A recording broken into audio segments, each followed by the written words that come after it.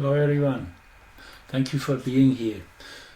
March the 22nd today. In 7 days there is a very powerful partial solar eclipse, and it will cover up to 93% of the solar disk, and we will look into details in a while. But this is an extremely important and powerful eclipse. It shows it on so many levels, and it's like the fractal principle. If we see two really important fractals matching together, then we will see the repercussions of that everywhere on all levels. I just show you one simple way this can be seen is that on. Okay, let's look at the chart for winter solstice, which is the seed of that whole 365 days. The sun traveling from 0 degree Capricorn, winter solstice, when the sun is at its deepest in the earth, so to say, when the days are shortest. And this is naturally true for the northern hemisphere, which is predominant 90% of people. I keep saying that this is really the main argument. 90% in that sense of the energy is up there in the northern hemisphere. The beginning of the year, yes, when everything is deep asleep, and that is the seed point for the year. And you see what we have here. This is the axis which is repeated in the eclipse exactly, however, turned over around the other side. Now, I did a recording on the winter solstice chart and showed you there were a few other charts which are exactly tied into this same geometry too. One of them was in early February when the Node and Neptune were exactly conjunct. So this gave the theme that Neptune will be a key player in the bigger picture of what this year would bring. And naturally Neptune enters Aries just 1 day after this eclipse, upcoming in 7 days. So you see there's so many levels. But before we go deeper into the astrology, I want to give you a little bit of the greater picture. Maybe the one most important one is the eclipse is in the 9th degree of Aries. Now guess what, there is this slow planet ERIS, which takes 120 years to travel from 0 Aries to 0 Taurus. That is 1920 till 2040. And you see we're right now here, we're about 6-7 through, but that said, Aries is moving really slow and has been in this area of the eclipse plus minus 5 degrees since 1940 and up into 1976. So for all people born within this window, 1940 till 1976, this eclipse is activating their natal Aries. So that starts making it interesting. Now Aries is the planet which really threw the whole hierarchy of planets over, in the sense that it dethroned Pluto, made it lose its position as a main planet, become a dwarf planet. This is all Aries doing, if you want. So you kind of get the picture. Aries then naturally was first actually the nickname, the very first discovery signature was UB313. 313, again a mirror number, a powerful number which adds up to a 7, and it was named by the nickname Xena, which is the warrior princess. And it turned out that pretty much that same theme of name was chosen for its final name, which is Eris. Eris is the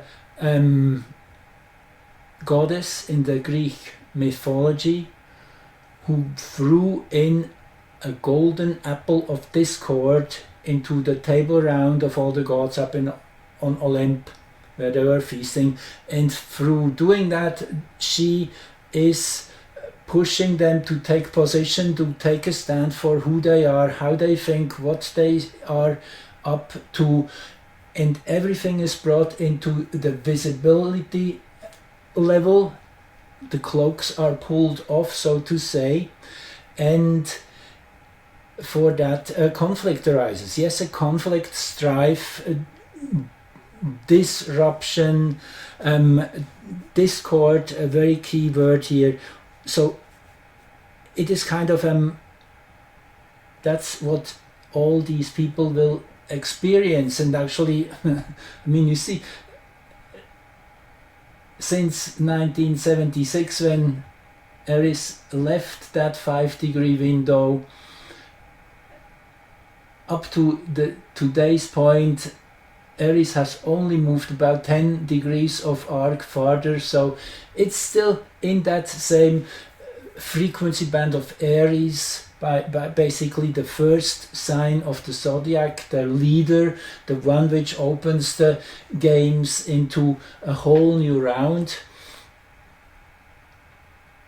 So it's still in that energy between 1920 and 2040. Again, this gives even the bigger window of Aries manifestation through the sign Aries. It's a little play on words, so you have to listen really closely. I'll try to say it as clear as I can. Aries is ERIS versus Aries, the sign, the ram is ARIES. I guess you know that. Anyway, so this is one of the key features of this eclipse. And okay, I have a few things prepared here for you. So bear with me.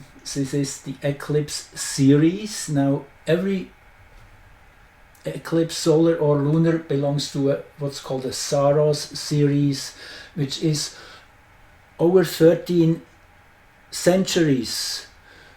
Eclipses travel from north to south, and I want to play you this little video here which I found, which really shows it, what I mean. Here it is. So this is not the same series, this is now series 139, but they all are similar in that sense, and this is kind of how it goes. So the shadow from the moon is a kind of starting to touch in on planet Earth, and then every 18 years the shadow moves a little bit farther in, and after 13 centuries it leaves on the other side. So this is what you see in this animation. Okay. See, over time the kind of that center point moves farther and farther down. So this series started from north to south, so does series 149. There are other series, they're always changing from south node to north node, and the kind of the in-between eclipses would be starting from south to north, so it's always every half year it changes. So here we get the bigger picture. Now, okay, let me just do this.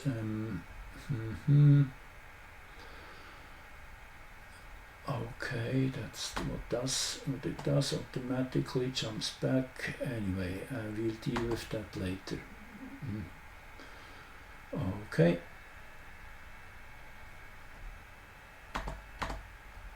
Yeah, I found this to be a good place on that Facebook site. Thank you, the person who did that, put that together. So here you have it. These are the solar eclipse of series 149. The first eclipse of this series started touching the North Pole. Again, this is a series which travels from north to south, is therefore at the north node of the moon, at the rising moon, which shows the evolutionary direction we're moving into. It is really a torch towards the new, you could say. Now there is one special thing even further. That eclipse on August 21st 1664 happened at when the moon was closest to Earth, and so is the eclipse within a week. It happens within hours, within a day or so of the moon being closest to Earth. So that is at the moon's perigee, is the astronomical term, which naturally makes the moon stronger, makes the moon bigger, makes the moon cover even more of the solar disk, as I said, up to 93%. And here you see the animation. That is the day side. Naturally, here you see the shadow of the moon crossing over the planet over the course of 6 to 7 hours, ending here at the North Pole, pretty much here in Siberia, and starting here north of South America, and here Eastern Canada and the US early morning will be able to watch it. Be certain to have eye protection. Welder's glasses are necessary to directly look at a solar eclipse, particularly if it's not total. Naturally, during totality one can look at it, and I had the rare pleasure to watch firsthand at the moment where the eclipse entered in April a year ago, when I was able to see it in Mexico. Thank you, existence, for having given me that experience. It gives me even a deeper appreciation for the exceptional, just even the spectacle of watching an eclipse. Deeply an energetic experience that was. So here we have, okay, I just want to show you a bit of the history. This is a powerful series. And for example, in March 89, and so let me go back to here so you see what I'm referring to. In March 7th, 89 was, that is 36 years ago, an eclipse of this series with this basic energy imprint. And that is this kind of the interesting thing. We try to find out what is a pattern, what kind of events are happening during these times. So in March 1899, East German citizens, fueled by growing unrest and the desire for freedom, began to demonstrate peacefully, demanding the right to travel freely and to elect a democratic government, setting the stage for the fall of the Berlin Wall in November. So it hasn't happened yet, but it is the start of a big process with this eclipse pattern to be activated in a very same way, although very different, in 2007, again in March. You see, that's the other thing. I just want to go back here. You see the angle, the time between two eclipses of the same Saros series is 18 years and 10 days. Exactly. So every consequent eclipse happens 10 days later in the year, 18 years later or earlier. So March 29, this is the 21st of this series, the 21st eclipse, and it is the last partial one. From the next eclipse on in 2043, it will be a total one. This, as I understand, means that yes, it's a total, but just for one moment, and then after that the totality waxes here, 237, 255, 310, you see, then they get longer as the shadow and the sun and moon meet more towards the equator of Earth. That's basically what it is. When the core shadow of the moon really touches down on Earth. As long as they're partial, it's still kind of the umbra, the half shadow. So every 18 years and 10 days. So that means overall, if you just look at these numbers, you see everyone is 10 days earlier, roughly. So in 2007 it was March 19. So by the way, saying this is the first of this series which is in the sign Aries, which is always a sign of new beginnings. So the series started under in Leo and then has traveled since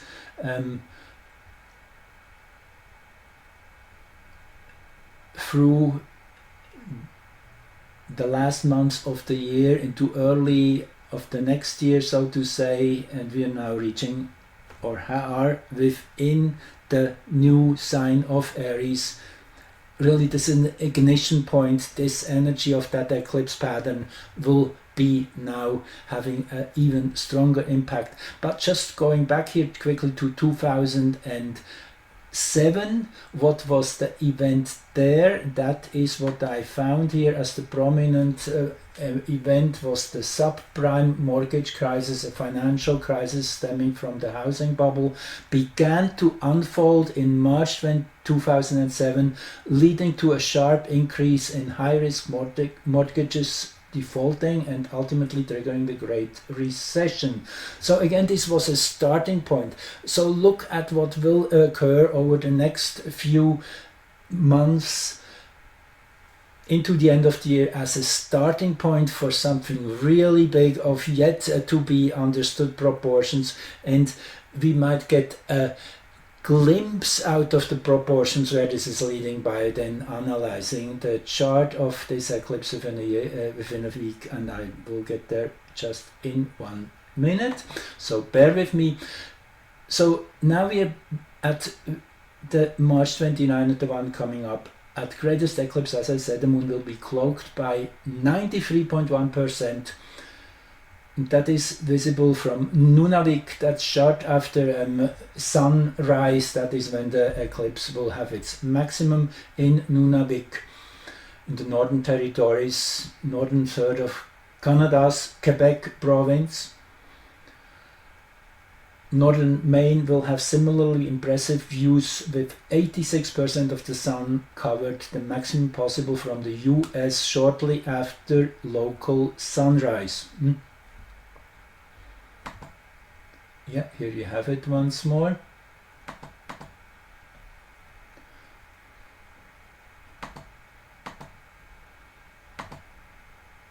Now, there is something additional happening, which is of super powerful overall mundane influence, which is the heliacal rising of Venus is on the 29th of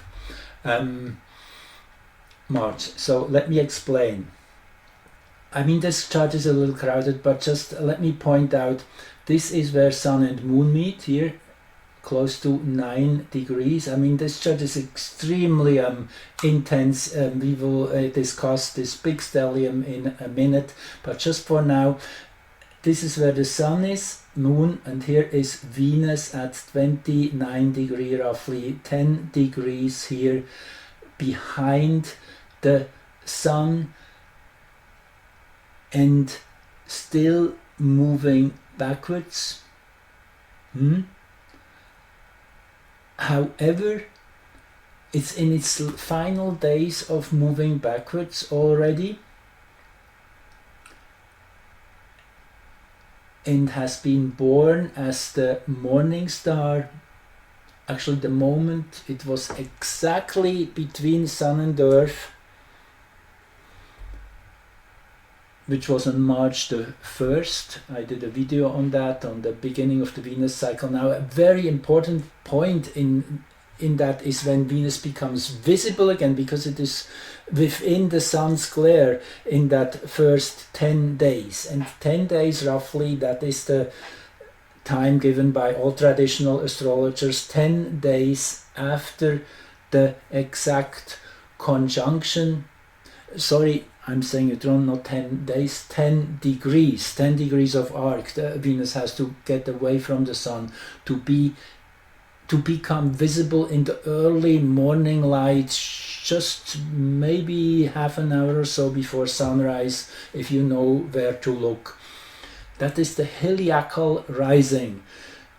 And That happens naturally once every Venus cycle, that is once every 584 days, so that's not a too common event. And here is what it says about this event.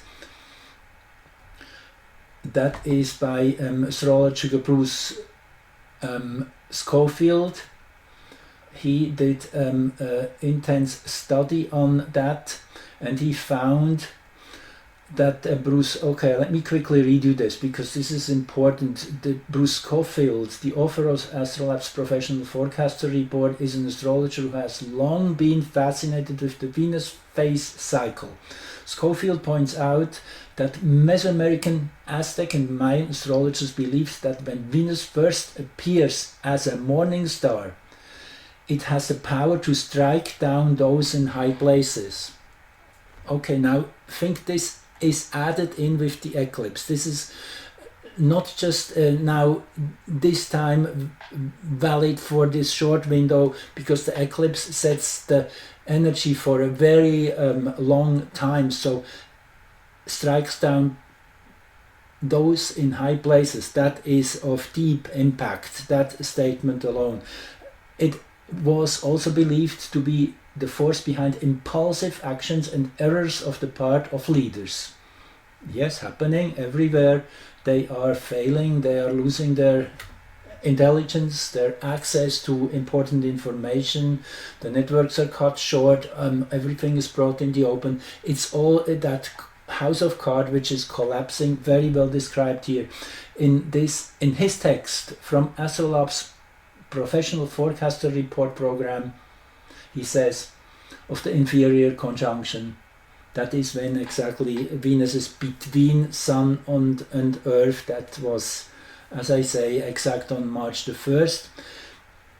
Social conditions may be intense now and people may act impulsively. That is that whole Venus retrograde, but it comes to a manifestation really starting to come into visibility naturally when Venus becomes visible again, when it gets out of the sun's glare. Establishment leaders may fall or be struck down in some way. So in the Watergate breakup, he mentions here, the Iron Gate Contragate scandal occurred at the Heliacal rising of Venus. Then in late January 1990, the mayor of Washington DC was caught in a drug bust. Oat bran was discredited as a magic health bullet. Interesting. Avianca airliner crashed on Long Island. Other Venus-Sun inferior conjunctions followed a few days later by Venus Heliacal rise, or the disposing of Michael Gorbachev in August 1999, and Waco, Texas branch, the Davidian disaster. So just gives you a little bit of the panorama, how different these energies can express. But again, this is all part and pattern of this eclipse coming up on the 29th. So the 29th alone as a number holds some strong energy. I mean, it adds up to an 11. It's duality and oneness in the same number, as 9 is all-inclusive and the 2 is very distinctly polarized. So it is then in the 11 kind of bringing in the mirror, the 11 being a master number, the solar number 2. Every 11 years you have the maximum of a solar activity cycle with more sunspots and more solar flares, as we have right now, 24-25.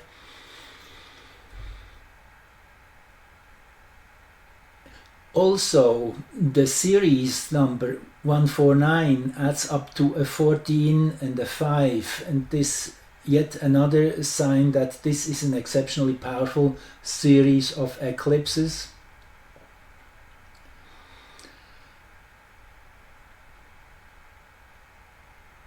Now let us get into the astrology a bit, and I want to be short this time here. I don't want to spend too much time. I mean, you can again take a screenshot or run it on your own software and look deeper into it.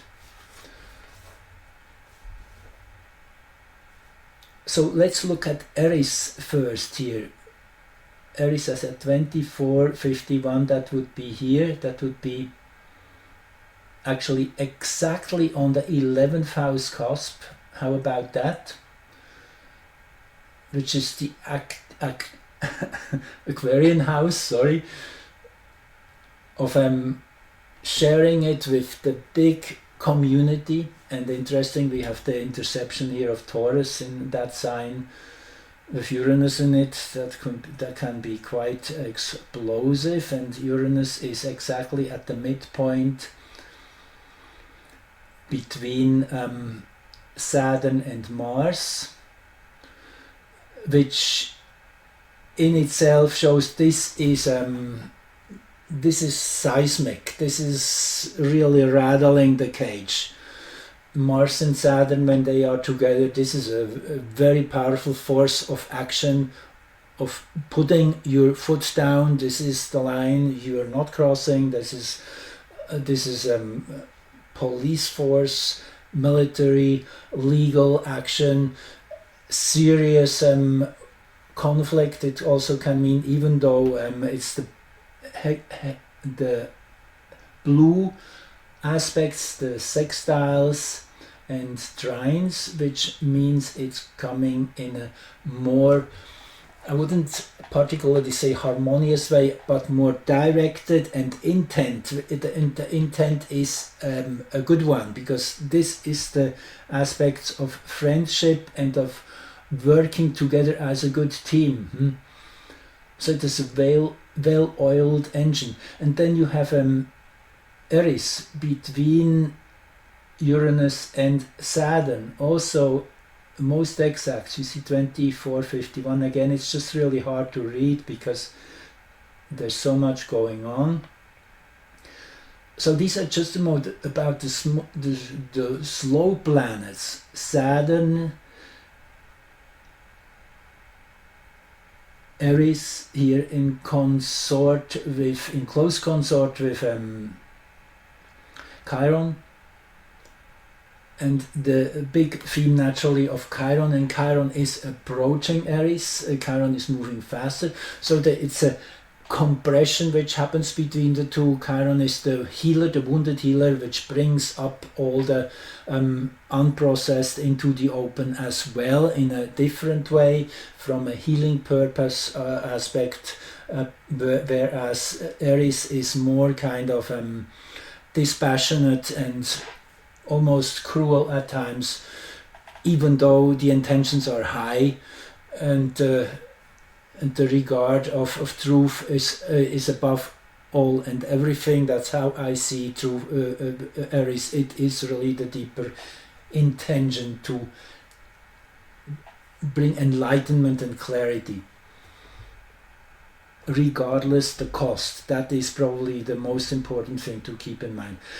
So you see the intensity here in the slow planets, and Mars being one of the faster ones, now moving direct again. Mars actually turned direct on the 23rd of February, just about a month in, and is starting to take on more speed. Interesting is that this degree, also this 19th degree of Cancer, there was a Mars occultation exactly in this degree at, actually I looked it up before, at 18 degrees and 19 minutes, right, on February the 9th. I did mention it at the time, if you go back to a recording around that time.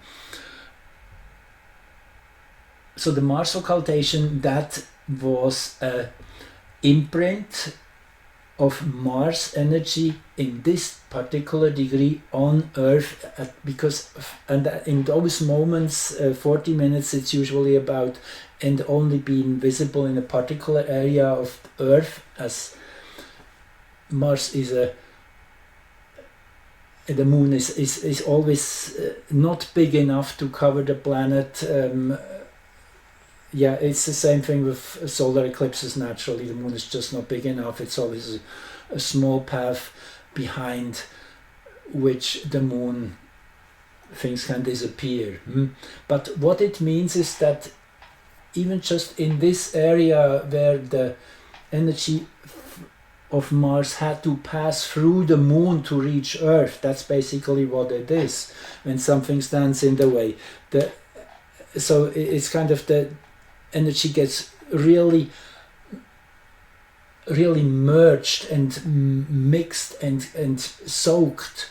The moon gets soaked with Mars energy in a way, and Mars energy is then kind of transforms to a much more biological and physical level through the moon being the lens to filter it through. So this degree was charged with this last Mars occultation, as I said, on February the 9th. Interesting. Let's start here at the top of the chart with Nessus here. Nessus, the bad boy, the one linked to all kinds of... I never really find that word. I'm sorry, it's a word which is so close in my mind. It's all the bad behavior, all the dark energies, the sick energies. That is what Nessus expresses. So that's all been brought to the light already quite a bit with the Saturn conjunction we had a few weeks ago. It's really, everything is out of the boxes. It's only that many people still are not, it's hidden from them by certain factions which it won't be able to be lasting for too much longer. I guess that's a part of the real the real crisis we're getting into, is that all that stuff has to be emotionally and mentally absorbed, and therefore this resonates deep into Earth's core, as we are all connected with Earth's core, and this will be a part of the activation of what we will see coming. It's all connected on that level. So we have this huge stellium in the 10th house, publicly visible. It's all there, and this is the chart for Greenwich again, for the 0 meridian, which proves to be really a great fractal point showing what's happening on the Earth as a whole. So it's all right there in center of our vision. Nothing can be hidden anymore in that sense. The node here, the direction where we're moving into, we're moving still into the darkness, darkening of the light, which means the recognition of the mess we truly are in, the corruption, the levels unbelievable, and the lies which have been played on this poor population of Earth. However, and this is the little twist which we have to really allow, that it is us who has created this situation, has given the power to these players, to these characters, to show us something. So the moment we change our mind, the moment we take our consent away and say no more, we have seen it, the play is over, it's no more necessary, everything, everybody has understood, that moment it will change. It's just how it goes. But again, this is one way of seeing it, that yes, we have been duped. Yes, absolutely, and this is kind of an act of forgiving ourselves for having pushed ourselves through all this suffering and this difficult experience, but at the same time recognizing the deep value in these experiences, well, because they enriched us, they gave us a depth of experience, a width of emotional panorama, which really in the end is a wealth of experiences. I guess you can't say it in another way, and that is really showing with this big conjunction. This is kind of the realization many people will be going through, particularly with Neptune just 1 day short of entering Aries on the 30th. Yes, this will be a big event. So this eclipse in some way also is the final crescendo celebration of Neptune in Pisces, has been in here since 2011 and is now for the first time tapping into the new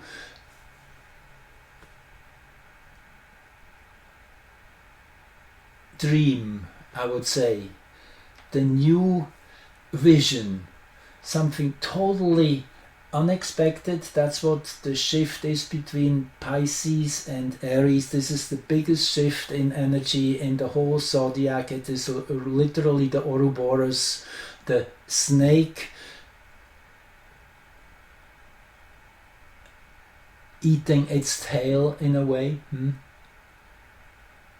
creating something completely new out of itself. And with Neptune, after all, entering Aries, that first sign, the same time all these other planets and the Sun and the Moon are in Aries. Actually, I guess the Moon within that 24-hour window or so will already be in Taurus, which even more is interesting, as this makes it more grounded, the energy. Moon in Taurus is particularly nice. It's Lord of Success. It's really nurturing the earth, making things manifest, giving them form and shape, and allowing for them to be touched. So this is, we are moving into an amazing time of polarization at the same time. Again, that 12, 2, 9, the 29th, the 11. Yes, the 11 is a number of polarization, but also of then recognizing, standing above that polarization, seeing it as a necessary passage of generating the potentials for something really, really big to manifest, and these energies to come together. And that is actually where I really want to bring in the Sabian symbols here. So I just made a note. So the ascendant, that 19th degree of Cancer, is actually the unifying of polarities. It is the priest sanctifying the couple into marriage. It is really bringing the polarities together, marrying them. So that is very, very auspicious in that setting of being a basic pattern of the whole year. Then the 19th degree of Capricorn. Now let me see, I wanted to read that one too. I have written that down in another place, but let me just look it up. I thought I had it there ready for you. Sorry guys.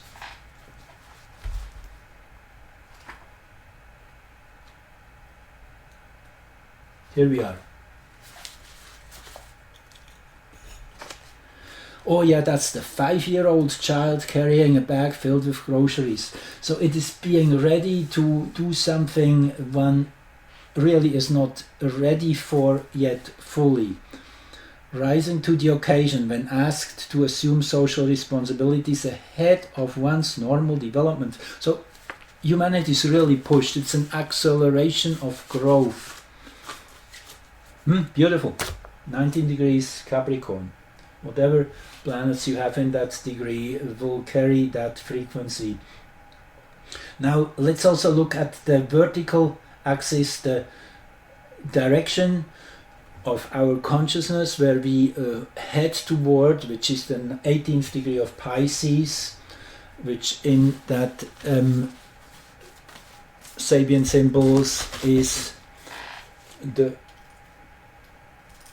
a gigantic tent where a dramatic performance is taking place. How about that? Dramatic performance.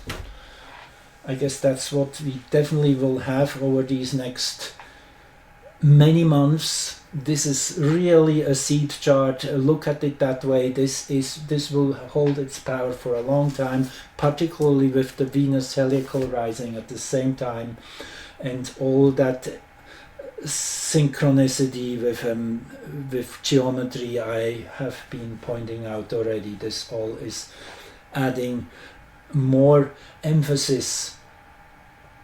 So the 18th degree of Virgo, right? That is an Ouija board or Ouija board, which is translated as the inner guidance, which is coming in the right moments, giving us the insights, giving the oracles are speaking. We just have to pay attention. Now, a couple days before that eclipse, on the 27th, the black moon enters Scorpio. Another big one. And that will be actually in here for the next 9 months, then into the end of the year, into the last days of the year. Exactly 9 months it takes the black moon, which is the moon's greatest distance from Earth. The moon is really the only one which has that its whole ellipse is in constant dynamic motion. It's not keeping its axis straight. It's constantly once, as I say, in 9 years. Once in 9 years, which means every sign it for 9 months. That is where the moon is farthest away from Earth, the deepest trench in the ocean, where all the secrets are hiding, all the things we do not want to look at anymore, all the repressions, dark stuff, unexplored waters in Scorpio. I guess you can get the picture here. And naturally the black moon here, that shadow point is starting to square here Pluto, which will be exact within a few weeks, then into April, May, and as I already said, April, May, probably starting around April, could be within the 7th, 8th, after Mercury turns direct, and then Venus turns direct on the 13th. This is kind of the ignition into a much more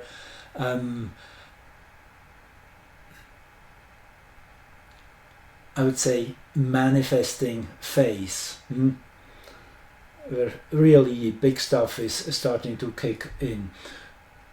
So this eclipse here with this big stellium, as I say, this is all about that deep recognition of, as the Mercury here is in the 1st degree of Aries, still retrograde. Neptune is the planet of highest degree, Mercury the planet of lowest degree, and that is always, well, Sedna is even a little lower, but Sedna is kind of it's a dwarf planet, so it's in that category. So of the major players planets, Mercury is one of lowest degree, Neptune highest. So they work together as a team again. This is the big breakthrough in envisioning a new world, and the more we can feed this fire of, I would say, Aries, which is the fuel here in the background, again reminding you all these people born between roughly 1940 till 1976 are manifesting their Aries right now and through the next many months.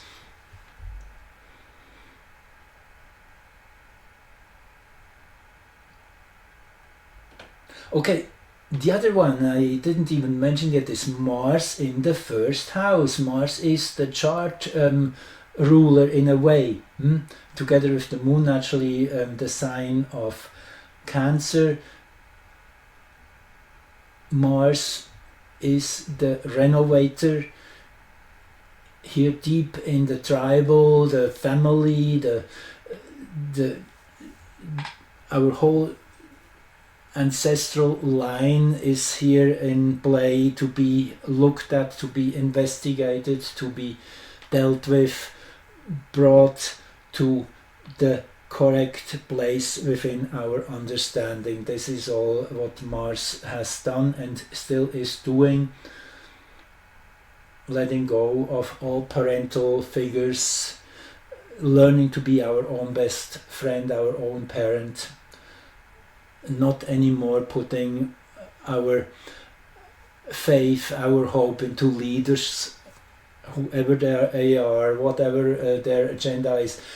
Take over the power, become sovereign beings. That is the deeper message in this chart, and this will be definitely coming much more into forefront as soon as Mars enters Leo. The base is laid, however, and will be still reinforced and strengthened. Again, I want to remind you of that beautiful configuration with Uranus and Saturn. This Mars has potency, and it is in the Aries dwad.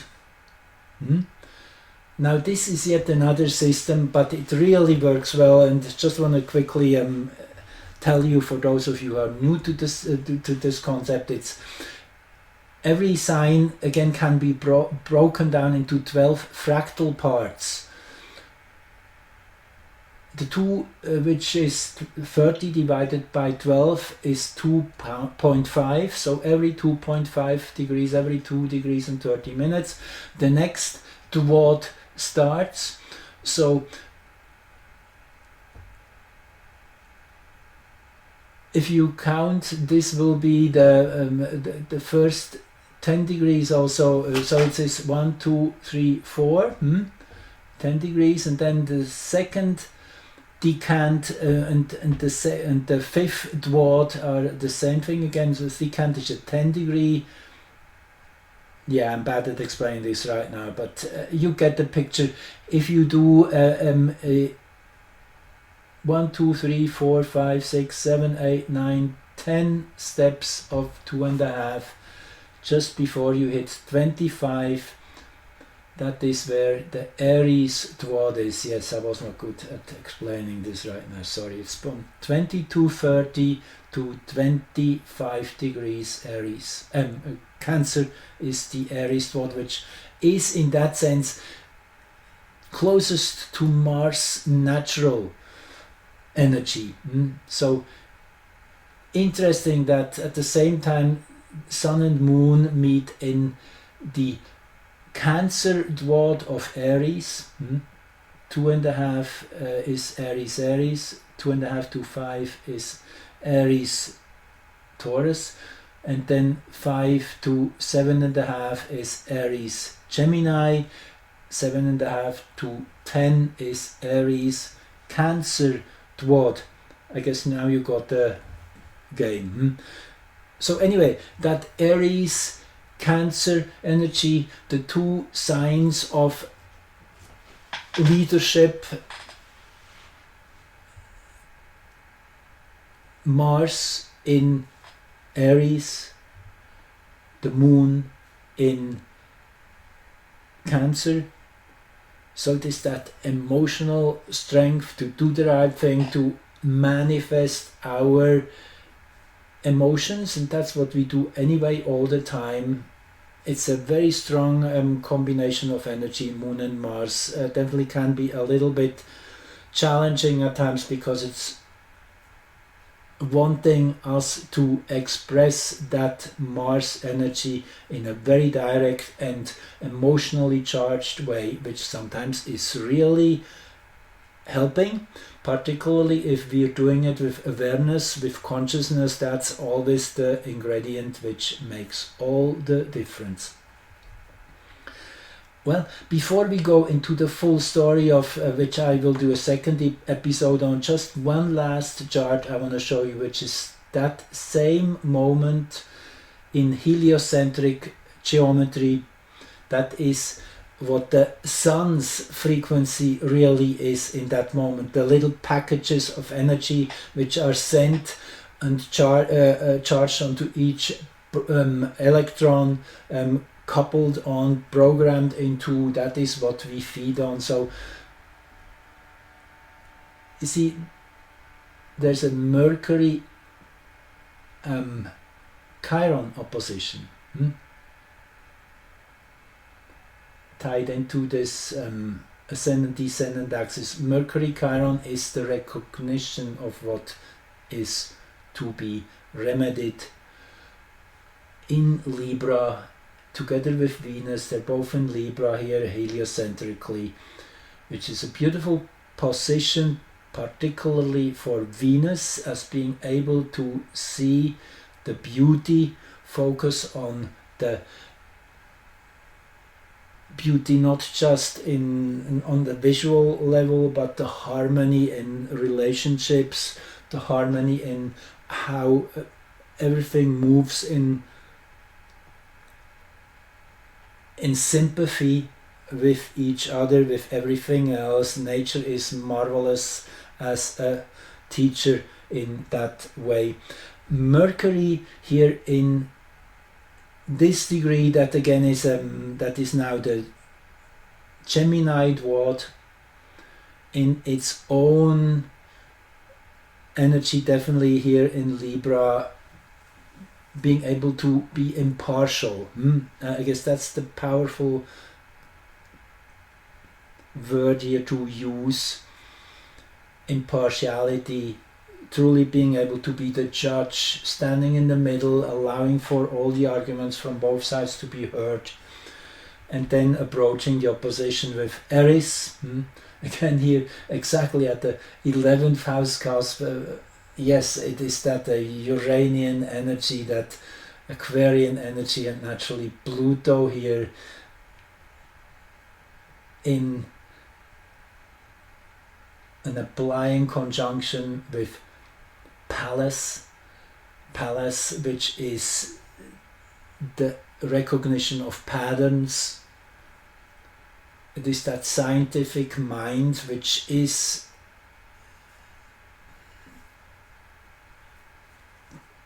learning from nature and being able to even copy it in many ways. That is the brilliance of this energy. It can deduct and find the equations behind what is happening, kind of. Also Arrokoth here, the one which sees the whole picture. So there's a whole bunch of really good energies here assembled, which bring clarity and a greater panorama. That is one of the overtones here in all these charts. Just one more thing here. Yes, I will end on that and then start my second presentation on the whole Saros series, how these charts of the past are having, how they have set the basic theme here, and what that basic theme really is. Go that a bit deeper into that. But one more I want to show you is this one. That was the vertex point in the Winter Solstice chart, the Sun at 0 Capricorn, the one we looked at before, which has that exact same axis. Again, this is the 5-year-old carrying a big grocery bag, that the accelerated growth we are pushed in, and that is the marriage of polarities, the sanctification, and in that sense, when they truly start accepting their difference and learn to work with each other in a constructive way. So vertex here, that is where Mars is heliocentrically.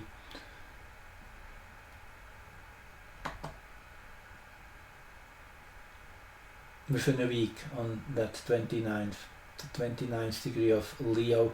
And okay, one more chart I have to show you, I have to tease you. This is the base chart of this series, of this Saros series, August 21st, 1664. See, that was where this eclipse started, this very first eclipse, this inception of a 1300-year evolutionary cycle, the 29th degree of Leo. I'll leave it at that as a teaser. It's really, I guess I could show you how extraordinary important this upcoming eclipse is, and make sure you write down the time in your area around. If you can manage to meditate and sit and be conscious, let's say within an hour or so of this time,